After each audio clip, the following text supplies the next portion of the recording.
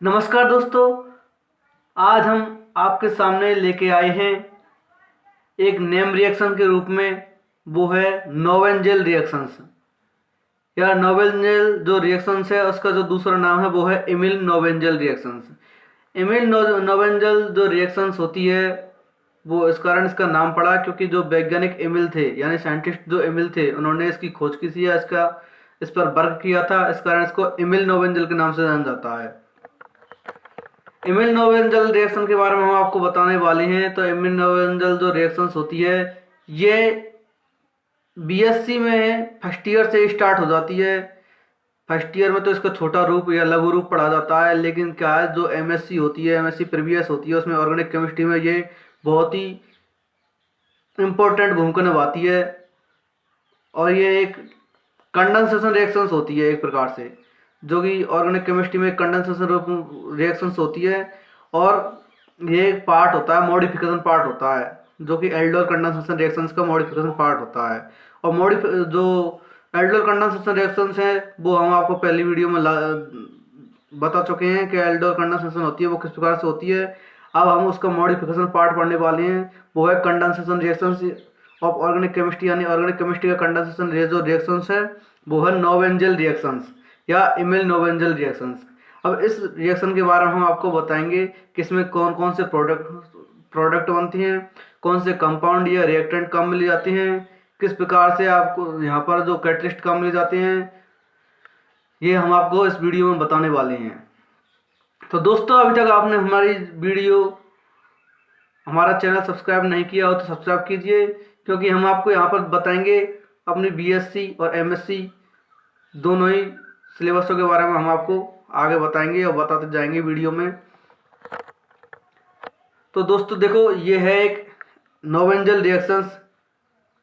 इसमें carbonyl compound लिए जाते हैं, दो एल्डिहाइड ले सकते हैं या कीटोन ले सकते हैं, वो एरोमेटिक हो या नॉन एरोमेटिक हो, कोई सा भी हो सकता है, एलिफेटिक या एरोमेटिक दोनों ले सकते हैं। और दूसरा होता है इसमें एक्टिव हाइड्रोजन होना चाहिए, मतलब क्या है, सक्रिय हाइड्रोजन होना चाहिए इसमें जो पार्टिसिपेट कर सके, जिस पर एसिड या बेस अटैक कर सके। इस कारण इसमें एक्टिव हाइड्रोजन होना चाहिए। और कैटलिस्ट होता है वो होता है इसमें एमीन होती है, 2 डिग्री या 3 डिग्री एमीन होती है, या फिर दूसरी होती है वो होती है पाइपरिडीन या प्रिमिडीन। पाइपरिडीन या प्रिमिडीन ले सकते हैं हम इसमें कैटलिस्ट के रूप में। और बफर सॉल्वेंट होता है, एमीन प्लस एसिड का बफर सॉल्वेंट बनाया जाता है, उसको यूज करते हैं। फिर जो रिएक्टेंट है उसमें हमने बताया आपको कार्बोनिल कंपाउंड तो लेना ही है वो, और एक है मेलोनिक एस्टर। मेलोनिक एस्टर को भी इसमें यूज करते हैं। तो इस प्रकार से जो हमारा प्रोडक्ट बनता है, जो प्रोडक्ट बनेगा वो बनता है हमारा अल्फा बीटा अनसैचुरेटेड कीटोन या एसिड। ये हमारी नोवेंजल रिएक्शंस का हमने आपके लिए डिस्क्रिप्शन या डिस्क्राइब किया, और हम आपको बताने वाले हैं किस प्रकार से ये जो रिएक्शंस है हम इसका इंग्लिश में आपको लिख करके बताएंगे और हिंदी में आपको इसका डिस्क्रिप्शन करेंगे, वर्णन करेंगे, आपको समझाएंगे ताकि आपको समझने में आसानी रहे। तो देखो यहाँ पर it is an condensation reactions, यह एक कंडेंसेशन रिएक्शंस होती है of organic chemistry. Organic chemistry यानी कि रसायन, ये कार्बनिक रसायन की एक कंडेंसेशन रिएक्शंस होती है। This reaction is a modification part, यह रिएक्शन मॉडिफिकेशन पार्ट होती है of aldol condensation, aldol condensation reactions का। This reaction after named Emil Knoevenagel, मतलब क्या है, हम इसको पहले ही बता चुके हैं कि जो नोवेंजल जो रिएक्शंस होती है इस पर वर्क किसने किया था, साइंटिस्ट इमिल ने किया था। इसका नाम इसलिए बाद में इसका नाम क्या पड़ा, इमिल इमिल नोवेंजल कंडेंसेशन रिएक्शन पड़ा। It is type of coupling reaction, यह एक कपलिंग रिएक्शन का एक प्रकार होता है या टाइप होती है। अब इसमें हम जो कैटलिस्ट यूज करने वाले हैं, इसमें रिएक्टेंट यूज करने वाले हैं, वो हम आपको बता दें। वो है इसमें इसकी जो निम्न शर्त हैं उनको हम बता देते हैं। पहले तो इसमें लेते हैं, एक तो हम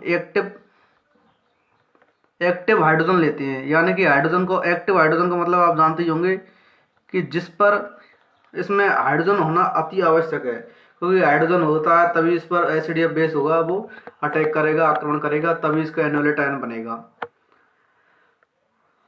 दूसरा है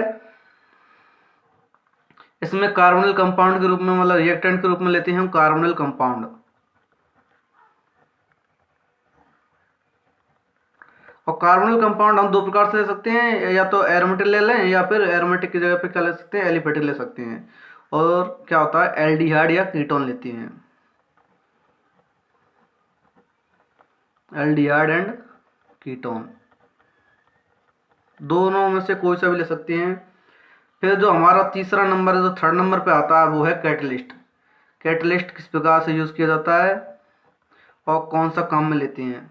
कैटलिस्ट लेते हैं हम यहाँ पर एमीन, और एमीन भी किस प्रकार की होनी चाहिए, 2 डिग्री एमीन, यानी सेकेंडरी एमीन या टर्सरी एमीन, ये होनी चाहिए। अथवा या और अथवा के रूप में ले सकते हैं हम इसमें पाइपरीडीन या प्रीडीन भी ले सकते हैं।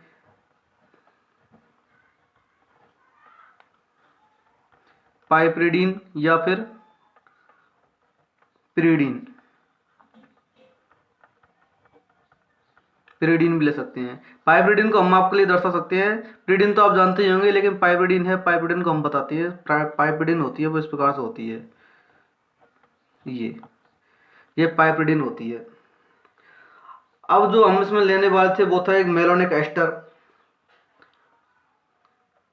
कंपाउंड के रूप में लेने वाले थे वो था मेलोनिक एस्टर।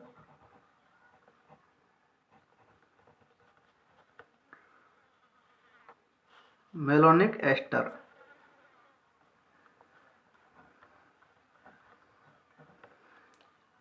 एक मेलोनिक एस्टर लेंगे। मेलोनिक एस्टर है वो इस प्रकार से है, इस प्रकार से इसकी संरचना होता है, ये सूत्र होता है।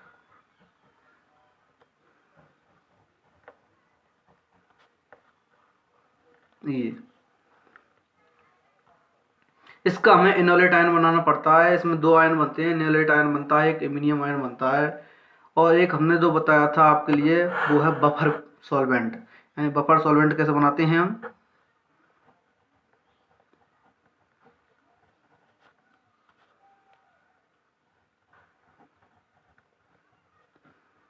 बफर सॉल्वेंट होता है वो हम बनाते हैं आपको एमीन प्लस एसिड, मतलब एमीन और एसिड को जोड़ते हैं या दोनों में रिएक्शन करवाई जाती है, तब जा करके हमारा जो बनता है वो बनता है बफर सॉल्वेंट बनता है। अब हम आपको इसकी जो रिएक्शंस है, मेन रिएक्शंस यानी कि जो नॉर्मल रिएक्शंस है उसको बताते हैं। तो नॉर्मल रिएक्शंस होती है वो इस प्रकार से होती है कि जो मेलोनिक एस्टर है वो इस प्रकार से ले लिया हमने,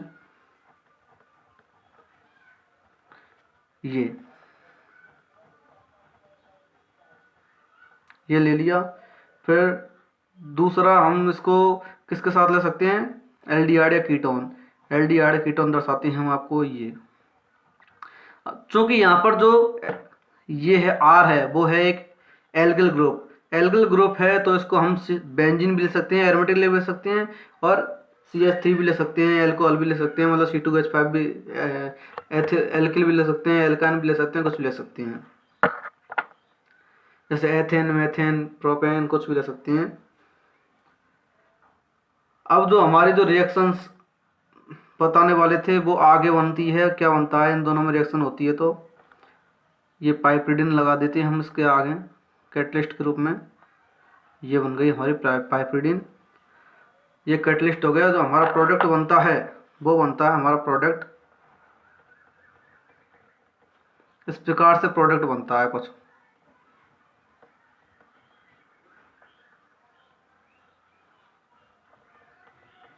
जैसे कि हमने आपको बताया था अल्फा बीटा अनसैचुरेटेड एसिड या अल्फा बीटा अनसैचुरेटेड कीटोन, ये है। चूँकि यहाँ से ये कार्बोक्सिलिक समूह जुड़ा हुआ है तो ये अल्फा, ये बीटा, अल्फा बीटा के बीच में है डबल बॉन्ड असंतृप्त हाइड्रोकार्बन, तो क्या हो गया, अल्फा बीटा अनसैचुरेटेड एसिड या फिर कीटोन, कीटोन लिख देते हैं हम यहाँ पर, ये हो गया। अब जो हम मैकेनिज्म बनाने वाले हैं, इसकी मैकेनिज्म हम आपको बताने वाले हैं। वो मैकेनिज्म वैसे तो इसकी मैकेनिज्म है वो काफ़ी लॉन्ग है, लेकिन हम उसको शॉर्ट में यानी कि कुछ स्टेप्सों में बांट कर या स्टेप्सों में कर करके पार्ट में डिवाइड करके हम आपको बताएंगे, ताकि हमको समझने में सावधानी रहे, आसानी रहे। तो इसकी जो मैकेनिज्म है वो लिख देते हैं हम। मैकेनिज्म, अब मैकेनिज्म होती है तो उसमें हम पहला क्या करते हैं, पहले तो हम इसमें इनोलेट आयन बनाते हैं। और मैकेनिज्म में इनोलेट आयन बनाएंगे वो भी किसके द्वारा बनता है, वीकनेस बेस के द्वारा। यानी कि जो वीकनेस बेस होता है वो काम में ले जाता है। वीकनेस बेस यानी कि RCOOH ले लिया, उसमें से जब विघटन करवाते हैं तो RCOOH में से H बाहर निकल जाता है, और RCOO नेगेटिव यानी कि जो एसीटेट आयन बनता है वो हमारा हो गया क्या, वीकनेस बेस। अब हमारा जो वीकनेस बेस बनाएंगे वो है, पहले प्रथम तो हम RCOOH है, इसको जब हम विघटन करवाते हैं तो ये किस में टूट जाएगा, RCOO negative plus H positive. अब ये जो हो गया हमारा वो क्या हो गया, वीकनेस बेस हो गया। अब वीकनेस बेस हो गया तो इसका हम जो पहला हमारा स्टेप होगा वो होगा हमारा फर्स्ट स्टेप, वो बताने वाले हैं हम आपको। ये है फॉर्मेशन ऑफ इनोलेट आयन।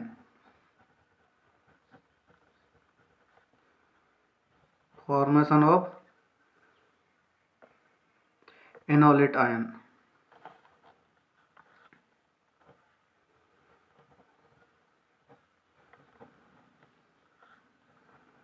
मतलब हमें इनोलेट आयन का फॉर्मेशन करवाना है। तो इनोलेट आयन का जो फॉर्मेशन होता है वो किस प्रकार से होता है कि इनोलेट आयन का फॉर्मेशन करने के लिए हम यहाँ पर लेते हैं, एक तो यहाँ पर जो वीक बेस लेते हैं RCOO नेगेटिव एसीटेट आयन, और दूसरा लेते हैं मेलोनिक एस्टर। मेलोनिक एस्टर का ही यहाँ पर क्या किया जाता है, इनोलेट आयन बनाया जाता है, क्योंकि मेलोनिक एस्टर में ही शर्त के मुताबिक, शर्त के अनुसार एक्टिव हाइड्रोजन पाया जाता है। तो देखो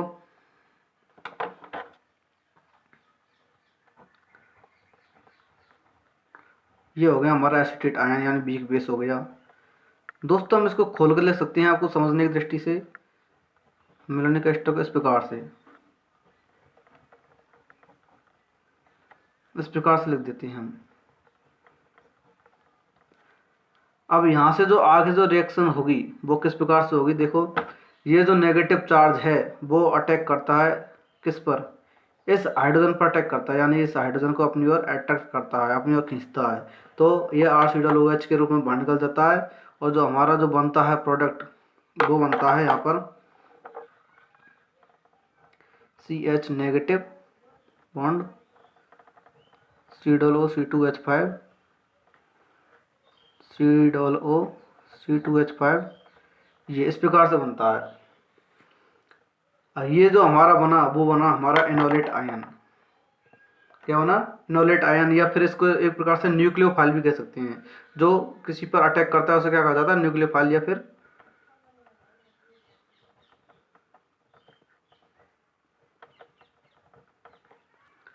इनोलेट आयन। ये इनोलेट आयन बन गया। अब हमारा जो सेकंड स्टेप है वो सेकंड स्टेप होगा हमारा, वो है इमीनियम आयन बनाने का। इमीनियम आयन किस प्रकार से बनाते हैं, देखो इमीनियम आयन बनाने के लिए हम क्या करेंगे, इमीनियम आयन बनाने के लिए हम लेते हैं एल्डिहाइड या कीटोन, दोनों में से एक को लेते हैं हम। एल्डिहाइड कीटोन लेते हैं हम दोनों में से। तो किस प्रकार से लेंगे, देखो पहले तो ले लेते हैं हम एल्डिहाइड, लिख तो देते हैं यहाँ पर, देखो फॉर्मेशन ऑफ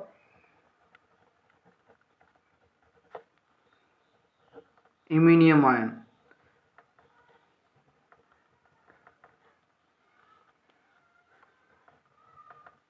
इमीनियम आयन बनाते हैं। तो इमीनियम आयन बनाने के लिए हम एल्डिहाइड लेते हैं। एल्डिहाइड किस प्रकार लेते हैं, R bond C double bond O bond H, ये हो गया हमारा एल्डिहाइड। एल्डिहाइड की जो रिएक्शंस है उसको हम कैटलिस्ट बताया था हमने, पाइपरीडीन। पाइपरीडीन काम में लेते हैं यहाँ पर, चूँकि हम इसको इस प्रकार से लिख सकते हैं,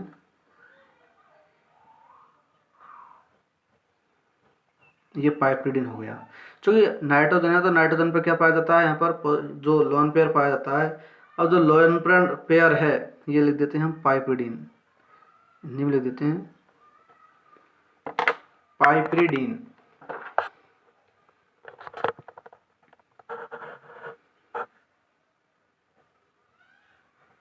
ये पाइपरीडीन हो गया और ये एल्डिहाइड हो गया, ये एल्डिहाइड हो गया।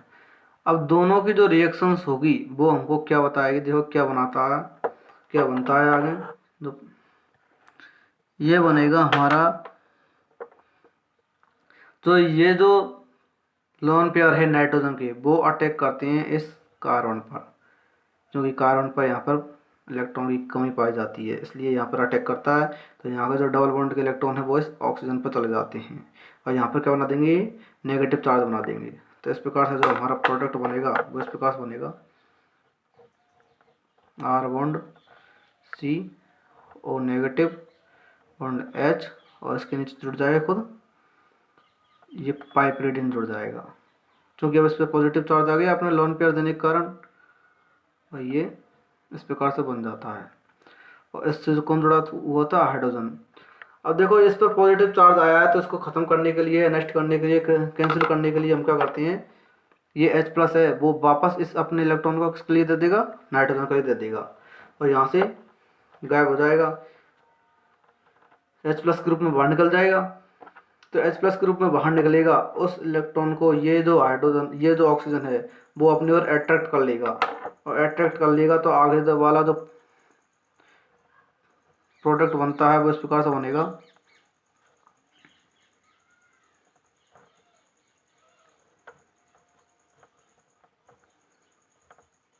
वो H जोड़ बन जाएगा, ये H है ही, और इससे जो नाइट्रोजन जुड़ा हुआ था वो इस प्रकार से बनेगा। चूँकि यहाँ पर पॉजिटिव चार्ज इस हाइड्रोजन के इलेक्ट्रॉन लेने के कारण कैंसिल हो जाता है, तो यहाँ पर वापस से लोन पेयर आ जाते हैं। ये यहाँ तक की प्रोसेस हुई। और इस प्रोसेस में क्या होता है कि जो लोन पेयर होता है इसमें एक और भाग, एक पाइपरीडीन और आता है।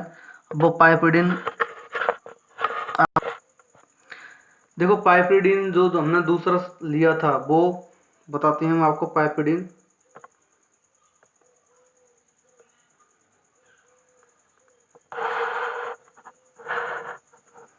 हम बताने वाले हैं। पाइपरीडीन हमारा जो पहला था वो तो ये था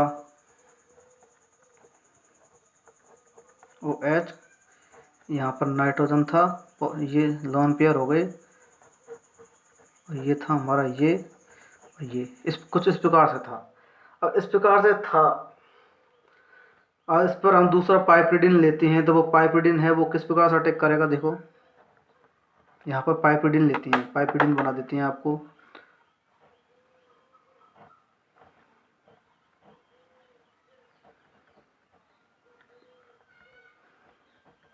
ये पाइपरीडीन ले लिया। अब ये पाइपरीडीन है वो किस प्रकार से अटैक करता है, देखो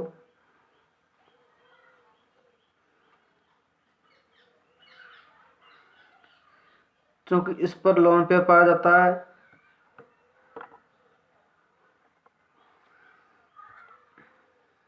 और ये यहाँ के हाइड्रोजन को भी अट्रैक्ट करेगा, कौन, ये जो ऑक्सीजन है वो इस हाइड्रोजन को अपनी ओर अट्रैक्ट करता है, ये अट्रैक्ट करता है।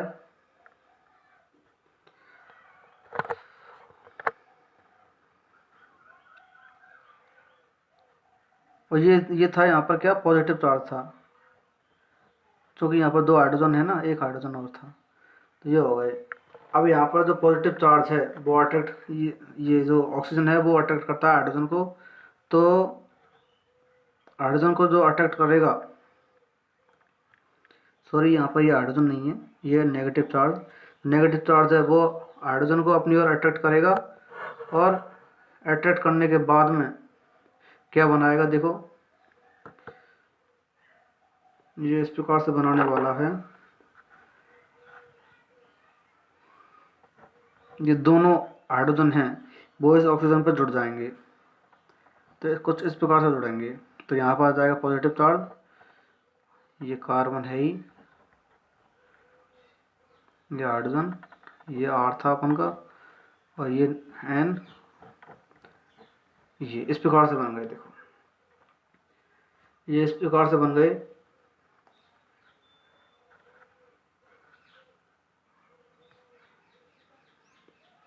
अब जो हमारा ये एक हाइड्रोजन लिया था तो दूसरा हाइड्रोजन ने अपने इलेक्ट्रॉन यहाँ दिए, तो ये पॉजिटिव चार्ज का खत्म हो गया, तो यहाँ पर वापस का आ गया लोन पेयर आ गया। अब जो लोन पेयर आया है, अब देखो वो क्या करता है, वापस इस लोन पेयर ने यहाँ पर अटैक किया, अपने इलेक्ट्रॉन यहाँ दिए, तो यहाँ का जो H2O के रूप में जो 2 H और 1 ऑक्सीजन है वो बाहर निकल गए। तो ये क्या बनाने वाले हैं, H2 यहाँ से बाहर निकल गया, तो बनेगा वो क्या बनेगा हमारा R bond C bond H, जो कि यहाँ पर क्या आ गया अब डबल बॉन्ड, और इस पर क्या आ गया positive charge.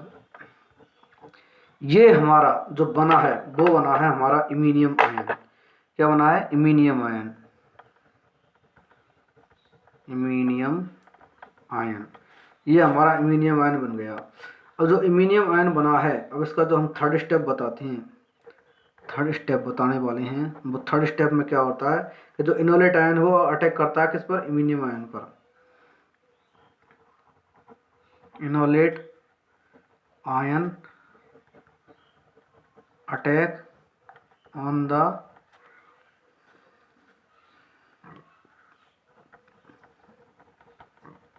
Iminium ion. Iminium ion पर जो अटैक करता है वो किस प्रकार से करता है, देखो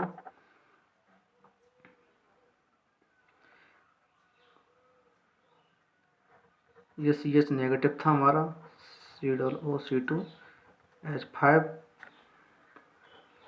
C2H5, फिर साथ में हम लेते हैं हमारा इमीनियम आयन क्या था, R bond C double bond N positive, और ये H। अब जो हमारा नेगेटिव चार्ज है वो किस प्रकार से अटैक करेगा, इनोलेट आयन का देखो यहाँ का जो नेगेटिव चार्ज है वो अटैक करता है इस कार्बन पर, इस कार्बन पर अटैक करता है, तो यहाँ पर अटैक करेगा, तो यहाँ का जो डबल बॉन्ड के इलेक्ट्रॉन है वो किस पर जाएंगे, इस नाइट्रोजन पर आ जाएंगे। तो इस नाइट्रोजन पर आ जाने के कारण जो हमारा बनने वाला है कंपाउंड वो किस प्रकार से बनेगा, ये बनेगा R bond C H bond N, वापस लॉन पेयर बन जाएंगे, ये बन गया हमारा इस प्रकार से। फिर ये जुड़ जाएगा हमारा C2H5 और C2H5, ये जुड़ गया। ये जुड़ने के बाद में ये जो हमारा बना है, ये यहाँ पर क्या है, एसिडिक आयन है, क्योंकि ये हाइड्रोजन है, ये क्या है यहाँ पर एसिडिक हाइड्रोजन, क्योंकि एक ये समूह से दो दो एसिडिक समूह जुड़े हुए हैं, तो ये क्या हो गया यहाँ पर एसिडिक हाइड्रोजन, एसिडिक हाइड्रोजन, ये हो गया एसिडिक हाइड्रोजन। अब चूंकि ये है बना है, इस पर हमारा बेस अटैक करता है OH नेगेटिव, इस पर हम अटैक करवाएंगे बेस का, किसका, OH नेगेटिव का। ये जो OH नेगेटिव है वो अटैक करता है, वो किस प्रकार से करता है, इस हाइड्रोजन पर, क्योंकि यहाँ पर एसिडिक हाइड्रोजन है, तो एसिडिक हाइड्रोजन को कैंसिल करने के लिए ये बेस काम में लेती हैं। तो ये जो अटैक करता है वो किस पर करता है, इस पर अटैक करता है, इस हाइड्रोजन को अपनी ओर अट्रैक्ट करता है और H2O ग्रुप में बाहर निकल जाता है। तो जब ये यहाँ पर अटैक करेगा तो हाइड्रोजन को ले लेगा, तो हाइड्रोजन यहाँ से पॉजिटिव चार्ज ग्रुप में निकलेगा, अपने इलेक्ट्रॉनों को कहाँ पर दे देगा, ये इस कार्बन कार्बन के बीच में दे देगा। तो यहाँ से जो बनने वाला है वो इस प्रकार से बनेगा हमारा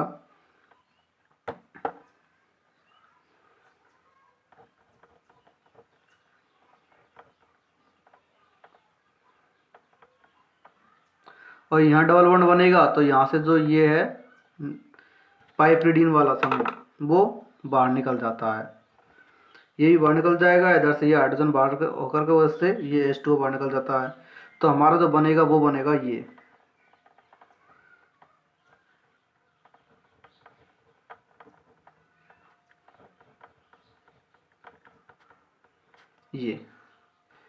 बन गया। तो दोस्तों इसका नाम है हमारा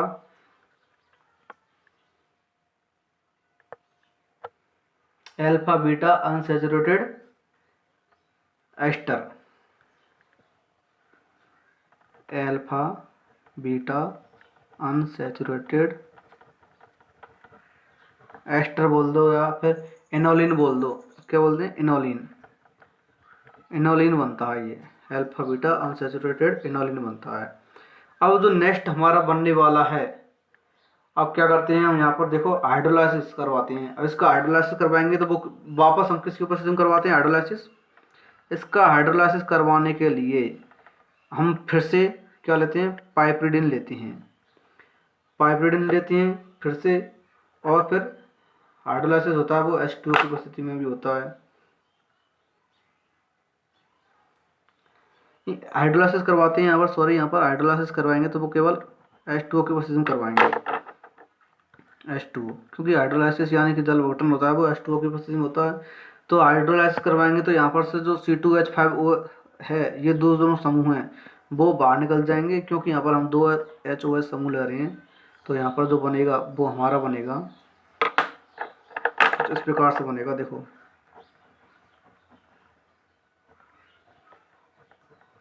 C OH, क्योंकि यहाँ से जो बनने वाला है वो OH, ये OH इधर लगेगा और H इधर लगेगा, इस प्रकार इसमें लगने वाला है। तो ये बन गया हमारा। वैसे देखें तो हमारा जो मेन प्रोडक्ट है वो ये है, मेन प्रोडक्ट बनता है वो ये बनता है हमारा, क्या बनता है, अल्फा बीटा अनसैचुरेटेड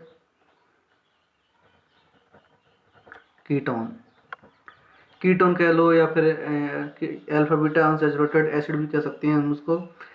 अब ये बना, साथ में बना हमारा, ये साथ में बनना था हमारा, प्लस में दो C2H5OH समूह जुड़े बने थे हमारे, एल्कोहल बना था, यानी एथेनॉल बोल सकते हैं हम, या फिर एल्कोहल लिख सकते हैं, ALCCHOHL,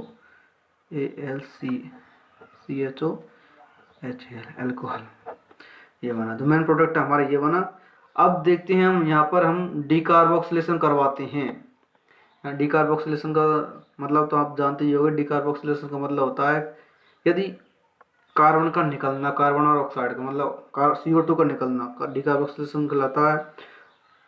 जहाँ पर डी शब्द लग जाता है वहाँ पर क्या होता है, निकलने का समूह बन जाता है। डीकार्बोक्सिलेशन करवाते हैं या फिर एलिमिनेशन करवा देते हैं। तो एलिमिनेशन में भी यही प्रक्रिया होती है, बाहर निकलता है समूह, वापस जुड़ता है यानी विलोपन क्रिया। तो इसको करवाने के लिए हम इस जो मेन प्रोडक्ट है इसके पास वापस हम क्या लेते हैं रिएक्शन के लिए, पाइपरीडिन काम में लेते हैं। तो पाइपरीडिन थी हमारी वो इस प्रकार थी,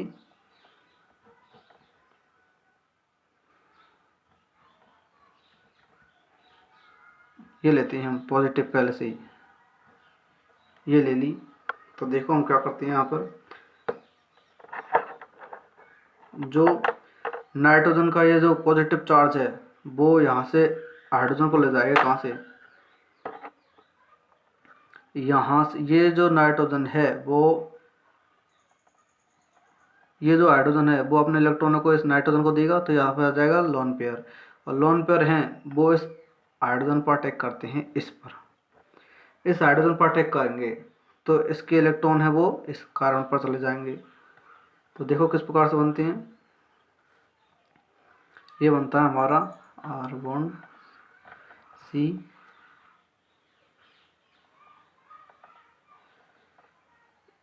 इस कार्बन पर अटैक करेगा ये, तो यहाँ के इलेक्ट्रॉन इस हाइड्रोजन पर चले जाएंगे, इस कार्बन पर चले जाएंगे।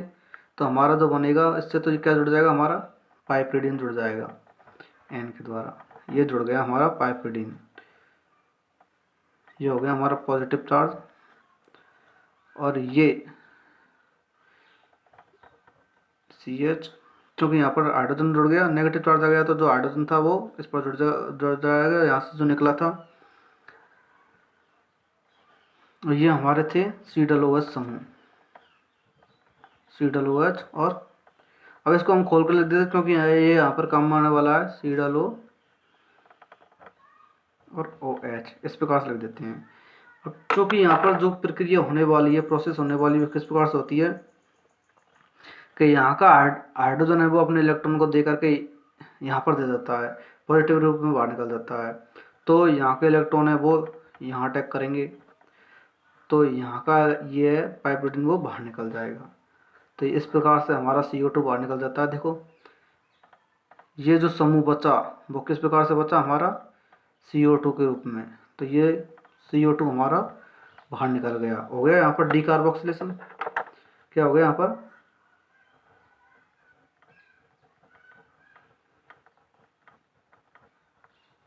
Decarboxylation and elimination,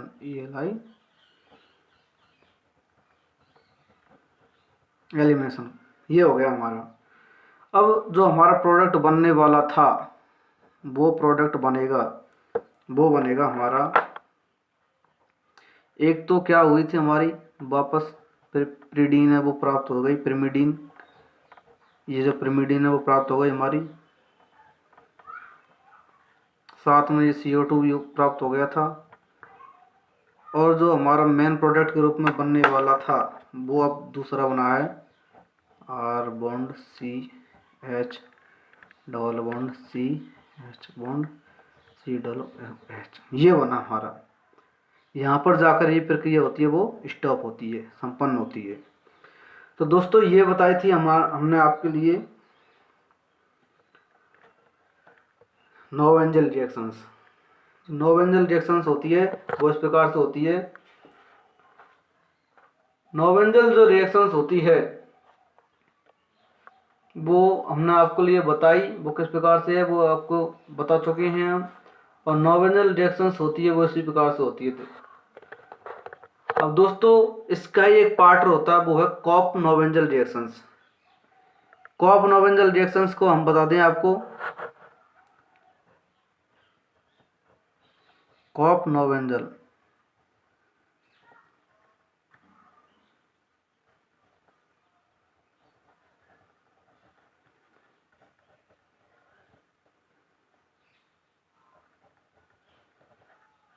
corp Knoevenagel reaction same to same यही होती है। इसमें क्या करते हैं, जो हमने एल्किल समूह लिया था, एल्किल समूह में हम क्या कर लेते हैं, एल्किल समूह की जगह पे एल्किल ग्रुप की जगह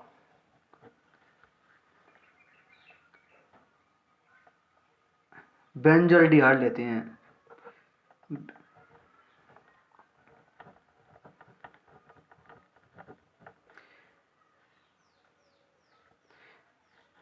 तो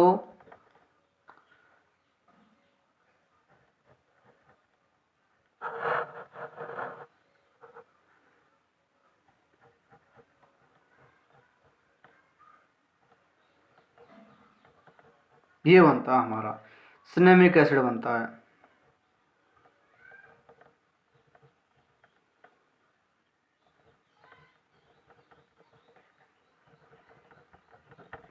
तो एक प्रकार से दोस्तों ये जो कॉप नोवेंजल रिएक्शंस है वो उसका उपयोग किस में किया जाता है, सिनेमिक एसिड को बनाने के लिए भी किया जाता है। तो दोस्तों हमने आपके लिए नोवेंजल रिएक्शंस बताई। नोवेंजल रिएक्शंस के अलावा दूसरी जो उसकी जो सहायक है वो बताई हमने, उसका एक पार्ट के रूप में बताया गया है, वो है कॉप नोवेंजल रिएक्शंस बताई। कॉप नोवेंजल रिएक्शंस में क्या किया जाता है, केवल जो एल्किल ग्रुप हमने लिया था एल्डिहाइड या कीटोन, एल्डिहाइड या कीटोन में जो एल्किल ग्रुप लिया था उसकी जगह पर हम बेंजल्डिहाइड से रिप्लेस कर देते हैं, यानी बेंजल्डिहाइड को लेते हैं। और सेम टू सेम वही प्रोसेस होती है जो नोवेंजल रिएक्शंस में होती है। और इससे जो हमारा कंपाउंड बनता है वो हमारा बनेगा सिनेमिक एसिड, यानी कि इसको सिनेमिक एसिड के निर्माण में यूज किया जाता है। तो दोस्तों आप तक हमारा जो चैनल है आपको अच्छा लगा हो तो इसको लाइक कमेंट शेयर ज़रूर करें और सब्सक्राइब भी ज़रूर कर दें। मिलते हैं अगली वीडियो के साथ। थैंक यू, नमस्कार।